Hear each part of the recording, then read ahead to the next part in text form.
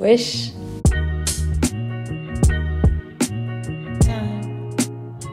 Je reviens pour une vidéo qui m'a pas mal été demandée suite à mon top de lecture de 2024 au sujet de mes abandons, donc un peu toutes les lectures que j'ai abandonnées dans l'année 2024.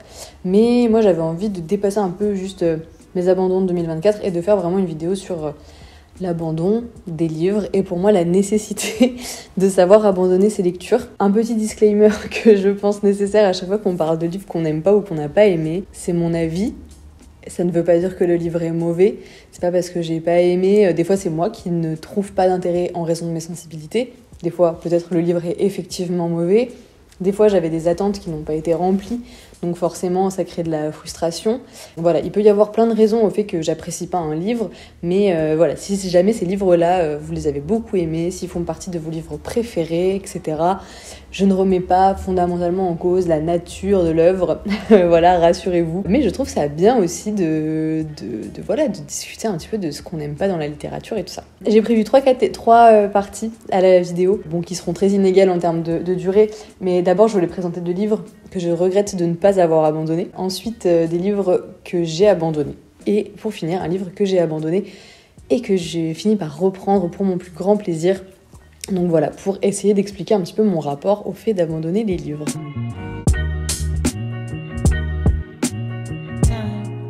Donc on commence tout de suite avec un livre, donc comme je disais, que j'aurais dû abandonner, c'est Pays de neige de Kawabata. Alors Kawabata, c'est un auteur que j'avais vraiment envie de découvrir depuis super longtemps, notamment, je sais que c'est un des auteurs préférés de Mina, et comme ça nous arrive quand même assez régulièrement de nous retrouver sur nos goûts littéraires, bah voilà, je me disais, il y a de grandes chances que ça me plaise aussi. Finalement, la rencontre ne s'est pas du tout passée. Je suis passée complètement à côté de cette lecture. J'ai vraiment pas compris l'intérêt. J'ai trouvé le personnage principal qui, dans mon souvenir, est le narrateur. C'est possible que ce soit la 3e personne, je me souviens plus, j'ai un doute. Donc voilà, ce personnage principal, je l'ai trouvé complètement antipathique. J'ai pas du tout saisi la dimension passionnelle, la dimension sentimentale en fait de l'œuvre. J'ai trouvé que justement c'était un récit qui parle donc d'une relation extrêmement froide. Bon voilà, moi ça m'a vraiment pas parlé et je regrette de pas l'avoir abandonné tout simplement parce qu'en fait je me suis forcée à le terminer et que du coup j'en garde un très mauvais souvenir et que peut-être si je l'avais mis de côté, tout simplement je serais revenue un petit peu plus tard et peut-être que j'y aurais cette fois trouvé son intérêt, etc. Je regrette de ne pas l'avoir arrêté. À mon sens, vu ce que je retire de l'œuvre, j'ai perdu mon temps avec cette lecture. Et c'est le cas aussi pour la 2e que je vais vous présenter. Donc pour la 2e, il s'agit des Soldats de Salamine de Javier Cercas. Je pense qu'on prononce le nom comme ça. Donc c'est un livre, donc un auteur espagnol, dans lequel donc moi je pensais qu'il allait être question de la guerre d'Espagne et notamment un petit peu du camp fasciste avec des protagonistes qui faisaient partie du camp fasciste, etc. Et en fait c'était un livre sur l'écriture et sur le fait d'être un écrivain et d'avoir du mal à trouver l'inspiration et d'avoir du mal à trouver de l'imagination, avoir besoin de s'attacher à des faits réels, des faits qui ont vraiment eu lieu. J'ai pas du tout aimé ce livre, alors que j'en attendais beaucoup. C'était un moment où voilà, j'avais envie de me documenter un petit peu sur la guerre d'Espagne et tout ça, et donc j'espérais vraiment trouver quelque chose là-dedans. Et en fait, j'ai été hyper déçue parce que voilà, on est du coup avec un narrateur donc qui est l'auteur, hein, c'est un roman autobiographique. Je suis désolée, mais sa vie est pas du tout intéressante. Enfin, au-delà de ça, j'ai trouvé que le mec, il était même un petit peu mégalo, qui se regardait beaucoup le nombril, c'était beaucoup de chouinerie. Alors il y avait plein de moments où c'était une histoire, enfin une espèce de relation avec une meuf, je sais même plus vraiment qui c'était cette meuf, mais voilà, où en fait on a des pages sur quand elle lui fait du pied au restaurant et qu'elle a pas mis de culotte et je sais pas quoi, bon enfin, moi vraiment j'y allais pas du tout pour lire les confessions d'un écrivain raté, je suis un peu trash, mais vraiment j'ai vraiment pas aimé. Et en fait sur plus de 200 pages, il y a genre moins de 100 pages, 50 pages à peu près, sur uniquement l'histoire qui nous intéresse, qui est une rencontre entre un fasciste et des antifascistes dans une forêt, donc qui est en gros l'inspiration de cet auteur, enfin bon bref. Vraiment, je suis allée au bout parce que je me disais, non mais franchement, c'est tellement pas fidèle à la 4e de couverture, je vais bien finir par y trouver ce que j'y cherche, et je ne l'ai pas trouvé. Pour moi, j'ai encore une fois vraiment perdu mon temps avec cette lecture, une de mes pires lectures en vrai, je pense, de l'année, et pourtant, encore une fois, j'en attendais vraiment beaucoup. Mais voilà. Je vais passer maintenant au livre que j'ai abandonné. Donc un peu d'abord pour contextualiser pourquoi pour moi l'abandon c'est quelque chose qui est très important.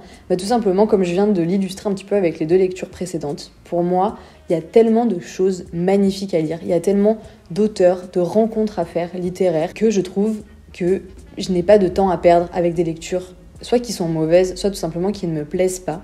Ça, c'est la première raison. Avant, j'avais beaucoup plus de mal à abandonner parce que je sais pas, je pense que j'avais l'impression qu'en gros, je perdais.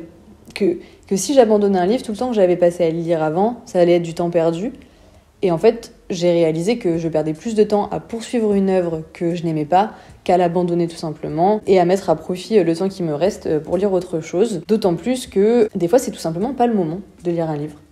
Des fois, c'est pas que le livre est mauvais ou me plaît pas vraiment objectivement, ça arrive même souvent d'ailleurs pour plusieurs livres dont je vais vous parler que je reconnaisse vraiment les qualités objectives de l'œuvre, mais je sens que ça tombe complètement à côté de ce que j'ai envie de lire à ce moment-là et que le livre et moi, on gagnera à se retrouver plus tard, à un moment où je vais être davantage appelée, on va dire, par cette lecture et que je vais m'y relancer. Et un truc aussi, c'est qu'en fait, moi, quand je n'aime pas un livre, tout simplement, je vais mettre hyper longtemps à le lire parce que à chaque fois que, en gros, je vais avoir envie de lire, je vais prendre le livre, puis je vais me dire, en fait non, j'ai pas du tout envie de me plonger dans cette histoire, donc je vais me mettre sur mon téléphone, je vais jouer aux échecs ou je vais scroller, au lieu de juste prendre un livre qui me plaît et d'y passer du bon temps, ou tout simplement entamer une autre lecture qui peut-être sera aussi une déception, mais en tout cas voilà, j'ai vraiment l'impression de du coup perdre mon temps, de faire traîner une lecture qui me fait pas plaisir, et pour moi la lecture, alors des fois, ça m'arrive de pousser quand même un livre à son terme parce que j'ai envie d'en avoir une compréhension globale, parce que j'ai besoin pour une raison ou une autre de pouvoir en parler de A à Z, etc.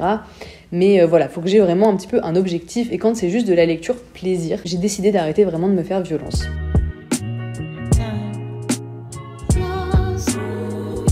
Pour rester dans le thème de la guerre d'Espagne, un des livres que j'ai abandonné cette année, c'est Les grands cimetières sous la lune de Bernanos.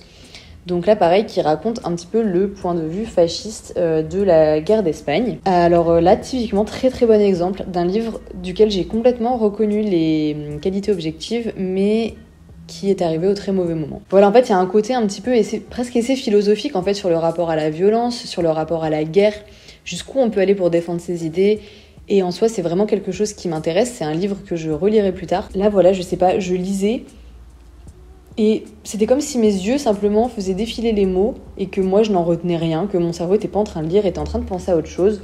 Donc justement parce que je sentais que c'était vraiment un livre qui pouvait me plaire, j'ai décidé de le mettre de côté et j'y reviendrai sûrement plus tard. C'est le cas aussi pour Le radis de cristal de Mo Yan. Alors ça c'est quand j'étais dans ma période littérature chinoise.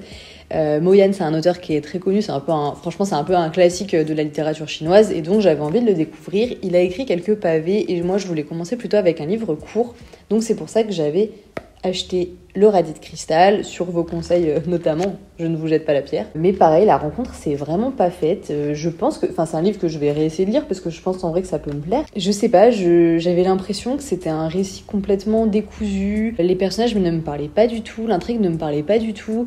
Je sentais vraiment une certaine froideur, une certaine distance avec ce qui se passait. Est-ce que c'est de mon fait ou est-ce que c'est du fait de l'œuvre ? Ça je sais pas. Mais voilà, en tout cas, vraiment une rencontre qui n'a pas eu lieu. C'était un peu une déception quand même parce que, voilà, encore une fois, Mo Yan, c'est un auteur classique de la littérature chinoise et je pensais vraiment que j'allais adorer. Donc je vais voir, soit j'essaierai avec un autre de ses romans, soit je réessayerai celui-là, peut-être dans l'année, peut-être plus tard. Mais du coup, j'ai vraiment pas grand-chose à vous en dire. En plus, j'ai quasiment oublié tout ce que j'avais lu. Mais voilà, un autre livre que j'ai laissé de côté. Et pourtant, celui-là, je crois que j'étais allée loin, parce que je vois qu'il y a des pages cornées. Donc j'ai lu plus de la moitié. Presque je pense les 3/4 et je me suis dit mais en fait, et du coup en fait c'est un moment où j'ai complètement arrêté de lire parce qu'encore une fois j'avais pas envie de lire ça et donc juste je ne lisais pas. Donc au bout d'un moment je me suis dit bon allez, il y avait plein de livres qui me faisaient envie dans ma bibliothèque, je mets ça de côté et j'enchaîne avec autre chose. Alors là je vais passer un peu sur deux vraies déceptions en vrai. C'est La femme jolie d'Annie Ernaux. Alors c'est le 3e livre que j'ai entamé d'Annie Ernaux. Vraiment, pour l'instant, moi, Annie Ernaux, c'est une autrice. Alors, j'ai l'impression qu'elle a tous les critères et toutes les qualités pour pouvoir me plaire. Et la rencontre, pourtant, ne s'effectue pas. Je viens de regarder une vidéo d'Adoria dans laquelle elle dit que le mieux, c'est de commencer par la place. Et du coup, je pense que je vais essayer de faire ça dans l'année peut-être de... Je sais plus si on l'a. Je sais plus si on l'a, mais en tout cas, voilà, je me dis que peut-être que je vais réessayer avec La Place, parce que du coup, Adoria, elle expliquait que La Place, c'est vraiment un peu le texte qui, un peu derrière, justifie toute son œuvre. Et du coup, je me dis que ça peut être pas mal peut-être de commencer par là. Mais pour l'instant, je passe complètement à côté de son style. C'est un style qui est très froid. J'ai l'impression que peut-être que la froideur, du coup, c'est un problème que j'ai. Je vois que c'est quelque chose qui revient pour la 3e fois. Et j'ai du mal à saisir l'intérêt. Pour l'instant, voilà. Mais du coup, peut-être que j'essaierai encore une fois avec La Place. Voilà, encore une fois, je pense qu'Annie Ernaux, ça peut matcher. Mais que pour l'instant, je sais pas, j'ai peut-être pas lu les trucs dans le bon ordre. J'ai lu Regarde les lumières, mon amour et L'événement. Et donc voilà, c'est 2 livres que j'ai trouvé intéressants, mais que j'ai fini parce qu'ils étaient courts. Mais ok, enfin en gros voilà, c'est intéressant. Mais il n'y a pas ce truc que moi j'aime avec la littérature qui vient me toucher. Je pense que pour l'instant, c'est ça qui me manque. Voyons si La Place réussit à éclairer un petit peu cette œuvre avec laquelle j'espère une rencontre prochaine.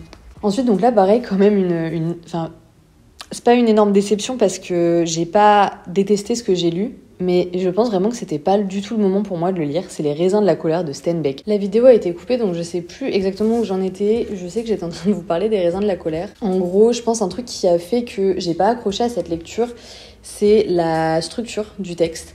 En gros, pour ceux qui l'ont lu, vous le saurez, il y a, j'ai l'impression, un peu une alternance de chapitres assez narratifs, donc sur l'histoire de la famille qu'on suit dans ce roman, et des chapitres un peu plus théoriques qui reviennent un petit peu sur la situation des États-Unis à ce moment-là et de la condition des classes laborieuses à cette époque-là. Et en fait, je crois que cette alternance, c'est ce qui a fait que pour moi, ça a pas trop marché. En gros, j'ai l'impression, le fait qu'à un moment, on soit dans quelque chose d'assez théorique, etc., et que là, je me dis, ok, ouais, c'est intéressant, c'est comme ça la situation, blablabla.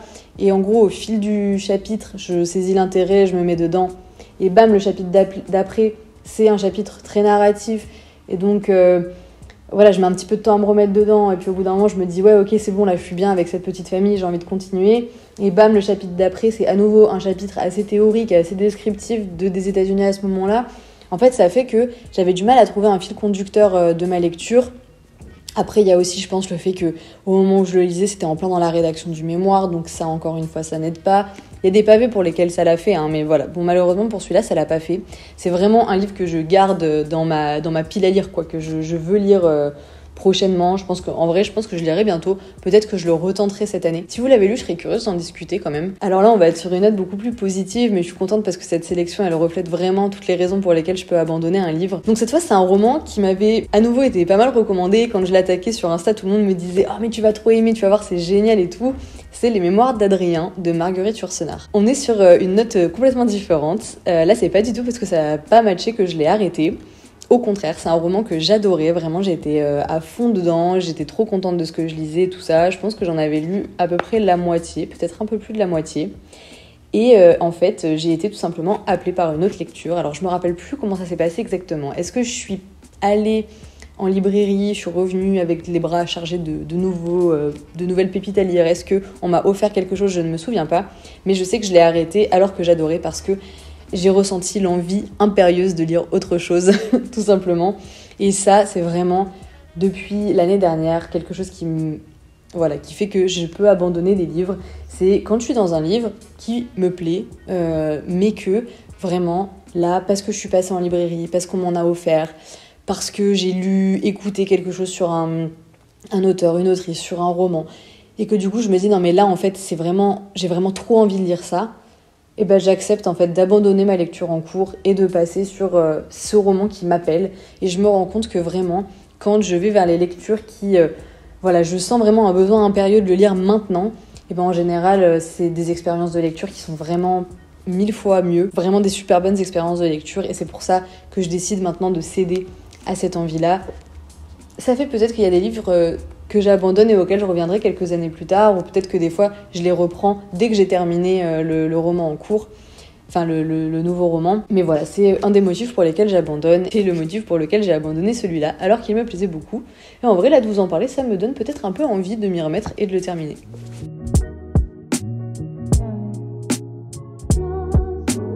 Et donc, pour finir sur une note très positive, je vais vous parler de Watership Down de Richard Adams. Watership Down, on suit une petite équipe de lapins qui vit dans une garenne et un jour, il y en a un qui fait un peu un espèce de rêve prémonitoire où il se rend compte qu'il va arriver un terrible malheur sur leur garenne. Et donc, ils sont plusieurs lapins à partir pour essayer de trouver une autre garenne où s'installer. J'ai abandonné ce roman que j'avais commencé. Bon, alors, faut savoir qu'on a eu beaucoup de péripéties, lui et moi. D'abord, on me l'avait offert il y a quelques années. Je l'ai commencé en janvier. J'étais en train de le lire quand on s'est fait voler toutes nos affaires en rentrant de vacances dans la voiture. Quelqu'un a cassé la vitre et pris nos sacs. Ce livre était dedans. J'espère que le voleur passe un très bon moment de lecture avec. Ça a fait que ça m'a complètement donc coupé dans ma lecture. Quelques semaines plus tard, je l'ai racheté. Je l'ai repris, je pense à peu près où j'en étais, mais je me rappelle plus exactement en fait. Je sais pas si c'est le fait d'avoir été coupé ou quoi, mais vraiment, j'ai eu trop de mal. J'arrivais pas du tout à saisir l'intérêt. J'arrivais pas à m'attacher au personnage. Je trouvais que l'auteur, il avait vraiment quelque chose de pas assez suggestif dans sa plume. Vous savez, ces romans où on vous dit tout. Où en fait, il y a quelque chose, une situation, vous le faites très bien comprendre. Un personnage dit quelque chose qui fait que vous avez très bien compris ce qu'il avait derrière la tête, mais l'auteur pense nécessaire de redire pourquoi il pense ça, alors qu'on a très bien compris. Bon, moi, c'est quelque chose que j'apprécie pas trop dans la littérature. Moi, j'aime bien quand on laisse un petit peu de place au lecteur, quand on le laisse un peu déduire et tout ça. Bon, faut savoir que c'est la première fois que je lisais de la fantasy, donc peut-être que ça joue aussi. Mais voilà, et là, juste après... Alors, c'était quand ? Juste après avoir lu Dostoïevski. Je sais pas, pendant ma lecture de Dostoïevski, je me disais, ok, je crois que j'ai envie de relire, de recommencer Watership Down.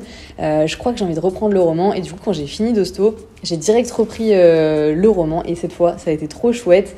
Je l'ai repris quelques chapitres avant là où je m'étais arrêtée. J'ai pas recommencé de zéro, parce que j'avais lu plus des 2/3. Et franchement, je suis trop contente de l'avoir repris. Je garde vraiment les critiques que je fais. Je trouve que la plume n'est pas assez suggestive. Je trouve que l'auteur, il prend trop de place. Je trouve qu'on laisse pas assez de place à la déduction. Globalement, je trouve que c'est un livre... Enfin voilà, c'est pas un coup de cœur. C'est un livre auquel je trouve des défauts et je maintiens un peu les raisons pour lesquelles je l'avais arrêté. Mais en même temps, je suis très contente de l'avoir repris parce que j'ai fini par passer quand même un très bon moment de lecture. J'ai fini par me laisser séduire par cet univers, par ces petits lapins, par avoir envie, voilà, d'un chapitre à l'autre, de rester avec eux, de les retrouver. Et donc finalement, j'ai fini l'année sur cette lecture et donc sur une note très positive. C'était un petit peu, vous voyez, peut-être c'est le côté fantasy, mais il y avait un côté un peu magique, quoi, d'être avec ces lapins qui parlent et qui vivent en société et tout ça. Et voilà, finalement, ça m'a conquise et j'étais trop contente de terminer avec ça. Bon, voilà, c'est tout pour cette vidéo. J'espère que je vous aurai pas coupé l'envie non plus de découvrir certains livres. Si vous avez envie, il faut y aller. J'espère par contre que je vous aurai peut-être enlevé la culpabilité de l'abandon. Pour moi, c'est vraiment le truc qu'il faut retenir de cette vidéo, c'est que c'est jamais grave d'abandonner un livre et en général, c'est même souvent pour une bonne raison qu'on le fait. Vous préférez lire autre chose à ce moment-là, et laissez de côté, vous y reviendrez quand vous voudrez. Ça vous plaît pas, mais en fait, c'est pas grave, vous pourrez quand même parler du livre. Donc arrêtez un peu, je pense, de se focaliser sur ce truc de il faut à tout prix terminer un livre, sinon c'est du temps perdu. En fait, vous perdez plus de temps, à mon sens, en vous forçant à lire quelque chose qui ne vous plaît pas. Des auteurs merveilleux, il y en a plein, des auteurs de plein de pays, des auteurs de plein de genres, et c'est trop dommage, je trouve, de perdre son temps. La vie, elle est courte, on n'aura jamais le temps de lire tout ce qu'on veut lire, donc voilà, arrêtons de nous forcer à lire des livres qu'on n'aime pas, et lisons des bangers, ne lisons que des bangers. Moi, c'est vraiment ma résolution de 2025.